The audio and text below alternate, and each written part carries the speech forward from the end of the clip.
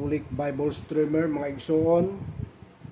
Ang ating page ay ating alagaan, mga igsoon, ating i-likes, i-share upang maipasa ito sa lahat ng mga Katoliko, sa lahat ng mga Roman Catholic Church, ating sama-samang pag-aralan yung Book of Genesis chapter 37. Chapter 37 ng Book of Genesis, ito'y buhay ni Jacob, Pag-aralan natin yung isang chapter, mga igsoon, then the next day susunod tayo sa chapter 38. Chapter 37 muna tayo ngayon dahil ito'y topic natin, Ang ating page, Catholic Bible Streamer, ating ingatan, ating palaguin yung pangalan na ito'y ating alagaan, mga igsoon. At ang inyong lingkod, mga igsoon, naway maalagaan rin natin, mga igsoon. So dito sa Book of Genesis chapter 37, sinabi na at tumahan si Jacob sa lupain na pinag-ibahang lupa ng kanyang ama, na lupain ng Kanaan. Ito ang lahi ni Jacob, si Jose, na may 17 taon at nagpastol ng kanyang kawan na kasama ng kanyang mga kapatid, at siya'y batang kasamahan ng kanyang kapatid at mga anak ni Bilha at ng mga anak ni Jelpa na mga asawa ng kanyang ama. At ibinalita ni Jose sa kanilang ama ang kasamaan nila, mga igsoon. Minamahal nga ni Israel si Jose nang higit kaysa lahat niyang anak, sapagkat siya ang anak ng kanyang katandaan, at siya'y iginawa ng isang tunika na may sari-saring kulay. At nakita ng kanyang mga kapatid na siya'y minamahal ng kanyang ama ng langit kaysa lahat niyang kapatid, at siya'y kinapupuutan at hindi nila mapagsalitaan siya ng payapa. At nanaginip si Jose ng isang panaginip at sinaysay sa kanyang mga kapatid, at lalo pa nilang kinapuputan siya, mga igsoon. At sinabi niya sa kanila, pakinggan ninyo, ipinamamanhi ko sa inyo itong panaginip na aking napanaginipan, sapagkat narito tayo'y nagtatali ng mga bigkis ng mga trigo sa bukid, at narito na tumindig ang aking bigkis at tumawid din naman at narito ang inyong mga bigkis ay napasa palibot at yumukod sa aking bigkis, mga igsoon. At sa kanya ay sinabi na kanyang mga kapatid, maghahari ka ba sa amin o pagpapanginoon ka namin? At lalo pa siyang kinapupuutan nila dahil sa kanyang mga panaginip at sa kanyang mga salita, mga igsoon. Even din si Jose, mga igsoon, ay ito yung tagasunod, sa 12 tribes, mga igsoon. Si Jose ang may nagdala ng mga yung espiritu ng Panginoon. Siya yung nandoon yung espiritu ng Panginoon kay Jose.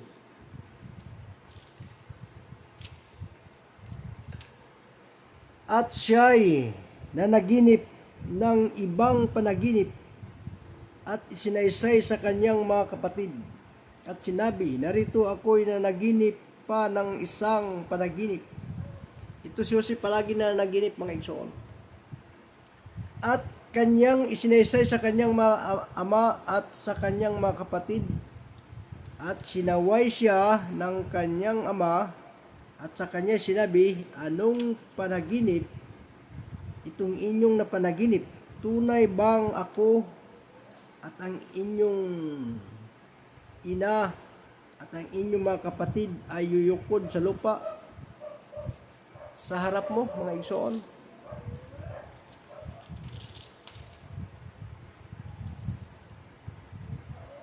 At ang kanyang mga kapatid ay nainggit sa kanya. Datapwat, iningatan ng kanyang ama ang salita ng pag-iisip. So yung pag-iisip pala, mga igsoon, yung pag-iisip nandoon ito sa panaginip, yung panaginip niya doon sa ating Panginoon, may mga vision siya, at ito yung mga pag-iisip, excuse me, yung pag-iisip, iniingatan siya ni Jacob, at ito'y yung pag-iisip ay salita na sa pag-iisip. At yumaon ang kanyang mga kapatid upang magpastol ng kawan sa kanilang ama sa Sikim. At sinabi ni Israel kay Jose, di ba nagpapastol ng kawan sa Sikim ang iyong mga kapatid? Halika ng kawan sa Sikim ang inyong mga kapatid. Utusan kita sa kanila, at sinabi niya sa kanila, narito ako. At kanilang sinabi sa kanilang, yumaon ka, tingnan mo kung mabuti ang lagay ng iyong mga kapatid. At kung mabuti ang lagay ng kawan, at balitaan mo ako. Gayon sinugo siya mula sa libis ng Hebron, at siya'y naparoon sa Sikim, mga igsoon. At nasumpungan siya ng isang tao, at narito na siya'y na naggagala, at parang siya'y tinanong ng taong yaon na sinasabi, anong hinahanap mo, mga igsoon? Anong hinahanap mo? At sa kanya sinabi, hinahanap ko ang aking mga kapatid. Ipinamanhi ko sa iyo, sasabihin mo sa akin kung saan sila nagpapastol. At sinabi ng tao, nagsialis nga sila sapagkat narinig kong kanilang sinabi, tayo na sa dutan. At sinundan ni Jose ang kanyang mga kapatid, at nasumpungan niya sila sa dutan. Dutan, mga igsoon. Kung paanong doon sila ng tupa, At kanilang natanawan siya sa malayo, at bago makalapit sa kanila, ay nagbanta sila laban sa kanya na siya'y patayin, mga igsoon. At nagsipag-usapan, narito, dumating itong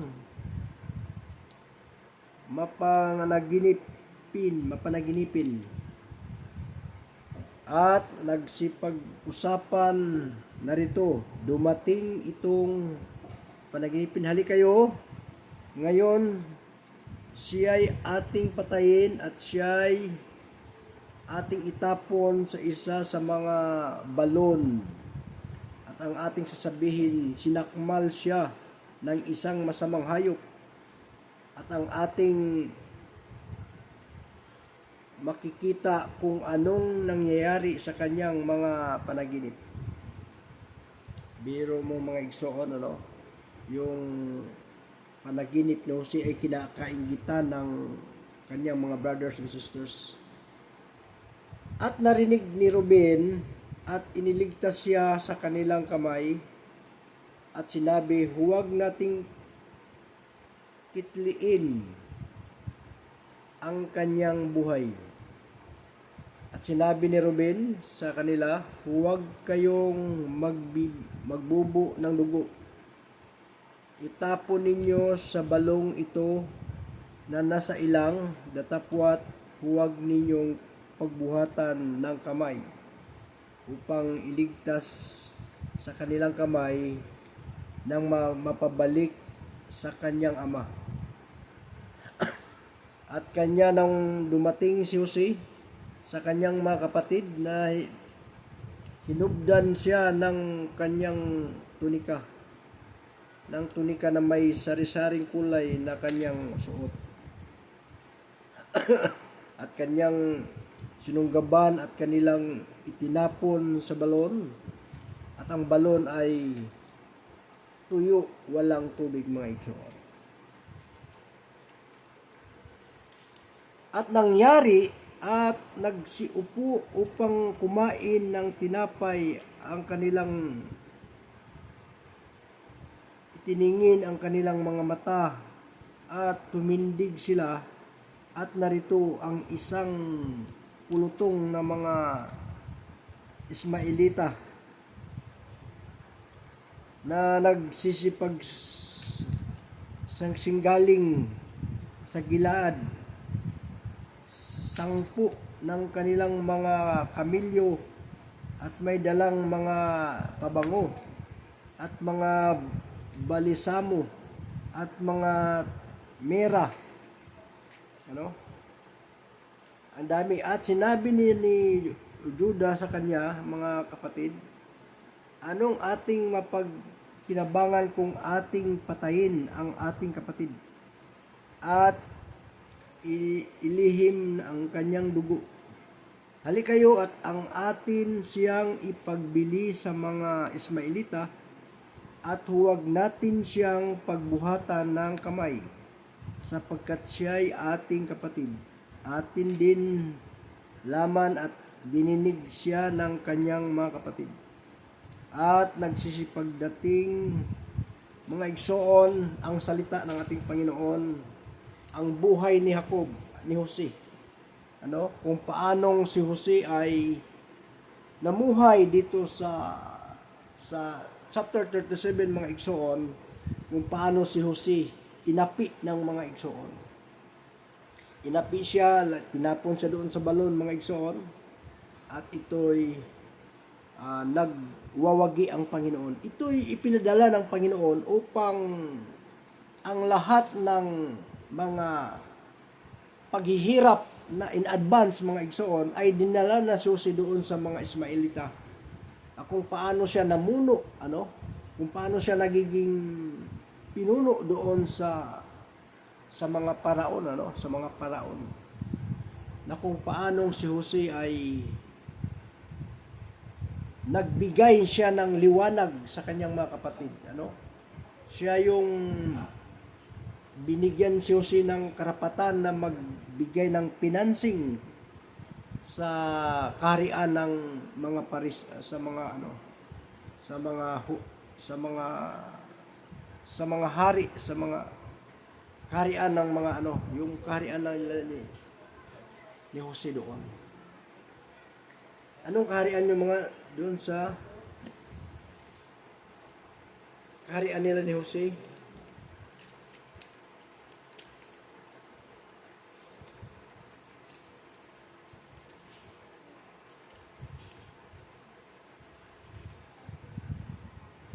At pinagbili siya ng mga Midianita sa Ehipto kay Potibar, puno ni Paraon, na kapitan ng bantay. Yung kay Paraon, mga igsoon, ito yung si Jose na ibininta siya doon, hanggang sa ibininta, napunta siya kay Paraon. At ito yung history ni Jose. Kung paanong si Jose, mga igsoon, na siya'y naghula, yung hula lang na panaginip ng Paraon na ito ang sinumang mga naghuhubad ng hula at makahula nito ay bigyan ko ng ganti, mga igsoon. ano yung nangyari? Si Jose lang ang nakakuha sa mga panaginip ni Paraon. At ito'y binigyan ng reward si Jose dahil siya ay nakapaghanda ng mga panaginip sa kanilang parating na taghirap, mga igsoon. Yung taghirap nila, yung paano yung panaginip, mga igsoon, na ang kalabaw, may payat, may mataba, tapos yung panaginip na yun, mga igsoon, yun yung kasaysayan nila na parating yung taghirap. Yung taghirap na walang maaani dahil maraming nagugutom, mga igsoon. At ito yung bansa na tatayo na bilang magsuporta sa buong bayan, yung hawak nila ng Israel. At ito yung yung kanilang namumuno doon ay si Jose, mga igsoon. So yun yung pinakakwento doon sa chapter 37, mga igsoon, na kung paano si Jose ay inapi ng kanyang mga kapatid, mga igsoon. At ito yung nanaig dahil si Jose ay ipinadala na doon sa Paraon sa Ehipto upang siya yung magmamana ng mga pagkain, maraming pagkain, at sila yung bibigyan ng kanyang mga kapatid ng pagkain, mga igsoon, at hindi nila nalalaman na si Jose pala yaong nagbibigay ng kanilang pagkain, mga igsoon. Mga igsoon ni Kristo, maraming salamat. At ito yung chapter 37 ng Book of Genesis. Maraming salamat po. Mabuhay tayong lahat. God bless. Amen. Amen.